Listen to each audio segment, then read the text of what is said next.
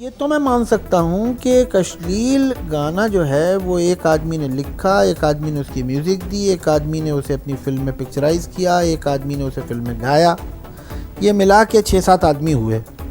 अरे भाई ये 6-7 आदमी अश्लील हैं, चलो होंगे, मैं भूल जाऊँगा। ये गाना सुपरहिट कैसे हो गया? इसका ज़िम्मेदार कौन है?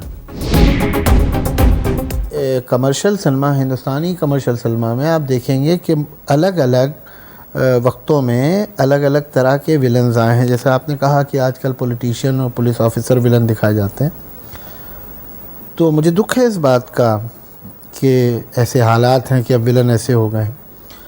कभी ज़मींदार होता था विलन, कभी इंडस्ट्रियलिस्ट होता था, मिल ओनर होता था, कभी स्मगलर विलन होता था, आज पॉलिटिशियन विलन होते हैं। तो विलन तो कमर्शियल सिनेमा में वही दिखाए जाते हैं कि जिन्हें समाज विलन समझता है। क्या वजह है कि समाज पॉलिटिशियंस को विलन समझने लगा है? क्या वजह है कि समाज पुलिस को विलन समझने लगा है? ये बात बजाय इसके कि सिर्फ आप हिंदुस्तानी कमर्शियल सिनेमा पे इसका इल्ज़ाम लगाएं, कुछ सोचना पड़ेगा कि कोई रीज़न होगा कि एक आम सिनेगोअर जो हॉल में जाता है वो देखता है, आप हिंदुस्तान में एक पक्की बात है, फिल्म में ताली बजानी है तो पॉलिटिशियन को गाली दे दीजिए, हॉल में ताली बजती है।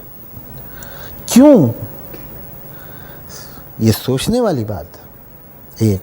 दूसरा आपका जो सवाल है वो एक अलग हिस्सा है, वो ये है कि ऐसी कहानियाँ जिनमें डेप्थ हो और हिंदुस्तानी कल्चर हो।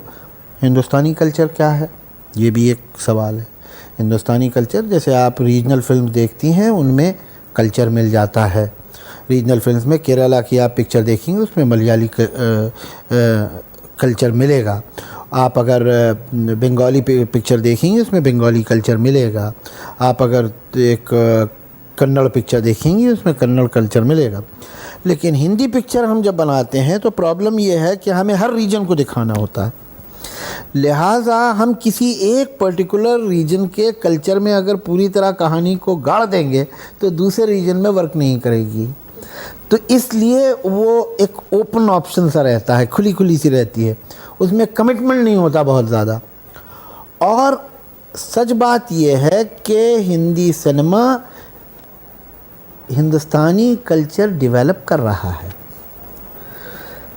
हिंदुस्तानी कल्चर में हिंदी सिनेमा को होना चाहिए ये सवाल नहीं है। सवाल सच तो ये है कि मॉडर्न इंडियन कल्चर जो है हिंदी सिनेमा के थ्रू इवॉल्व हो रहा है। आप ये देखिए कि मंगलसूत्र तो एक हिंदुस्तान के कुछ हिस्सों में पहना जाता था एक ज़माने में। आज हिंदुस्तान के हर कोने, आप पंजाब में भी चले जाइए तो पहना जाता है। ये हिंदुस्तानी सिनेमा ने पहुंचाया है मंगलसूत्र। राखी हिंदुस्तान के सर्टेन इलाके थे जहां इतना ज़ोर शोर से त्यौहार नहीं मनाया जाता था, लेकिन आज वो वहाँ भी पहुँच गई। तो कपड़े, फैशन, लैंग्वेज, ज़बान, हिंदुस्तान की सरकार ने करोड़ों अरबों रुपए खर्च किए हों भाषा के प्रचार के लिए, लेकिन अगर इस मुल्क में किसी ने कॉमन लैंग्वेज कोई डेवलप कर रहा है तो वह है हिंदी सिनेमा। तो हिंदुस्तान का सिनेमा तो हिंदुस्तानी कल्चर बना रहा है, वो तो बनाने वाला है। उससे आप क्या कह रही हैं कि उसमें हिंदुस्तानी कल्चर नहीं होता? मेरा मतलब था जो जिस तरह के गाने हैं और जिस तरह के लिरिक्स लिखे जाते हैं, जो एमटीवी स्टाइल जो अडॉप्ट किए जा रहे हैं या इंग्लिश फिल्मों से अब इंस्पायर होकर स्टोरीज बनाई जा रही हैं। देखिए ना, समाज जो है इंग्लिश फिल्मों से इन्फ्लुएंस्ड है। अब आप इस फ्रेम में तो नहीं हैं, लेकिन मेरे सामने तो बैठी हैं। आप देखिए जीन्स पहने हुए हैं, आप ये जिस तरह के जूते पहने हुए हैं, क्या बोलते हैं इनको, रिबॉक्स है, आप जैसी टी शर्ट पहने हुए हैं, तो ये भी हिंदुस्तानी तो नहीं है ना।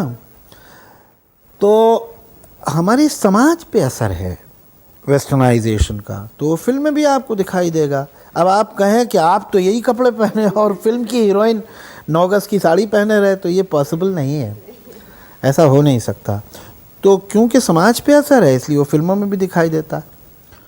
तो वो तो रिफ्लेक्शन है समाज का।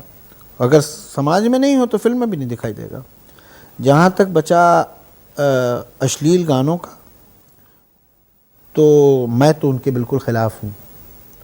और मैंने अपनी ज़िंदगी में, मुझे स्क्रिप्ट राइटर की हैसियत से 24 साल होने को आए, मैंने अपनी ज़िंदगी में एक लाइन, एक डायलॉग ऐसा नहीं लिखा कि जिसके बारे में कोई बोल सके कि ये अश्लील है। ना आइंदा लिखूँगा, भले मुझे कुछ भी उसके लिए करना पड़े, मैं ये काम नहीं करूँगा। लेकिन मैं एक बात पूछना चाहता हूँ कि ये तो मैं मान सकता हूँ कि एक अश्लील गाना जो है वो एक आदमी ने लिखा, एक आदमी ने उसकी म्यूज़िक दी, एक आदमी ने उसे अपनी फ़िल्म में पिक्चराइज़ किया, एक आदमी ने उसे फ़िल्म में गाया, ये मिला के 6-7 आदमी हुए। अरे भाई ये 6-7 आदमी अश्लील हैं, चलो होंगे, मैं भूल जाऊँगा। ये गाना सुपरहिट कैसे हो गया? इसका जिम्मेदार कौन है? तो इसके मतलब ये अश्लीलता इन 7 आदमियों ही में नहीं है, ये समाज में भी है। और आप हाथ नहीं धो सकते कह के कि साहब ये फिल्म इंडस्ट्री ने अश्लील गाना बना दिया। इन्होंने तो बनाया था, मैं इनको पसंद नहीं करता हूँ, लेकिन मुझे इन 7 आदमियों से डर नहीं लगता। 7 आदमी अश्लील होंगे। जब ये गाना सुपरहिट में देखता हूँ तब मुझे डर लगता है कि इसके मतलब है कि करोड़ों आदमी ऐसे मौजूद हैं जो जिन्हें गंदा गाना अच्छा लगा। ये बड़े दुख की बात है। और अगर समाज ये चाहता है और आप लोग ये चाहते हैं कि ऐसे गाने न बने, तो मैं कहूँगा कि आप ऐसे गाने सुनिए मत और ऐसे गानों को अप्रिशिएट ना कीजिए। अगर ये गाने चलेंगे नहीं समाज में तो किसी की हिम्मत नहीं है कि बनाए।